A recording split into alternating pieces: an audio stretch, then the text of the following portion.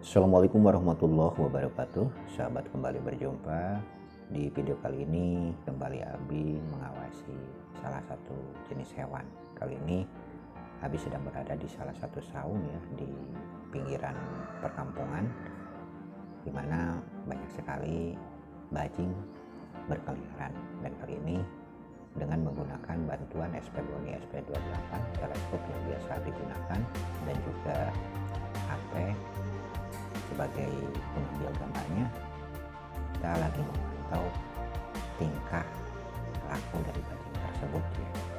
Memang kalau kita perhatikan, binatang-binatang yang ada di sekitaran kita cukup indah dan lucu untuk diperhatikan, dan bisa menjadi hiburan untuk kita semua.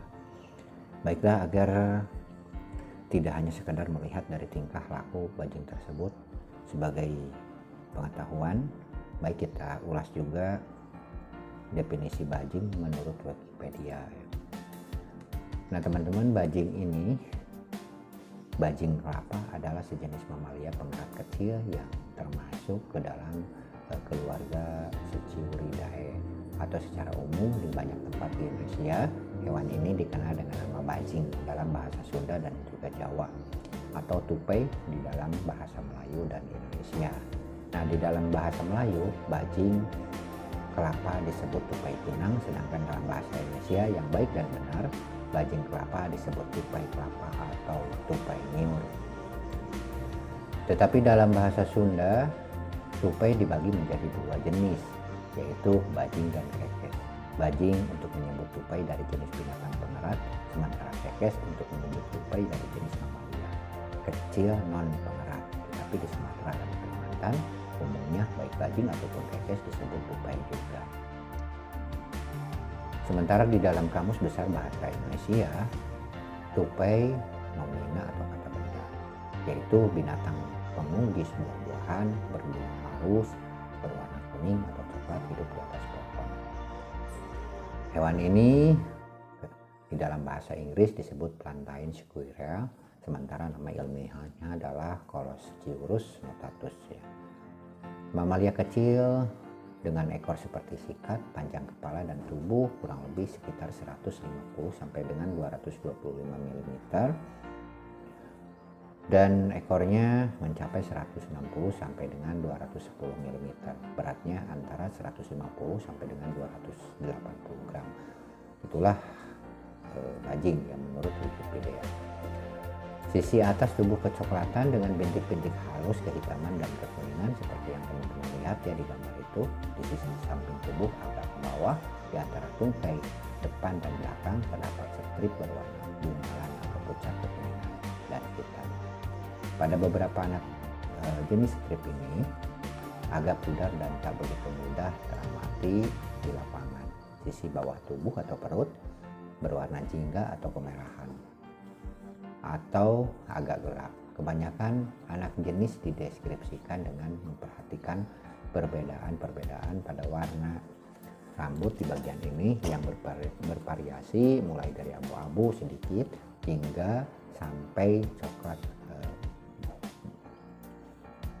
coklat gelap ya. Ekor coklat kekuningan, sementara warna ekor coklat kekuningan berbelang-belang hitam. Terdapat variasi dengan ujung ekor berwarna kemerahan. Kebiasaan dari bajing ini adalah bajing kelapa aktif di siang hari ya. Seperti namanya, bajing ini sering ditemukan berkeliaran di cabang dan ranting pohon. Seperti yang teman-teman lihat saat ini ya. Mereka sedang berada di ranting pohon atau melompat di antara paha daun di kebun-kebun kelapa dan juga kebun-kebun lainnya. Dia melubangi dan memakan buah kelapa. Sayang kali ini Abi tidak menemukan bajing yang sedang melubangi kelapa ya, tapi berada di dalam pohon petai. Dia melubangi dan memakan buah kelapa yang mudah berpenyakit. Jadi tidak pilih dulu, dia melubangi ya, seperti itu, dan menjadi hama kebun yang cukup serius. Makanya di sini bajing banyak diburu karena memang merusak kelapa, terutama buah-buah kelapa, bahkan buah-buah yang lainnya. Maka di sini banyak diburu. Tapi ya perkembangannya cukup pesat ya, dan terbukti dengan masih banyaknya bajing berkeliaran di sekitaran sini.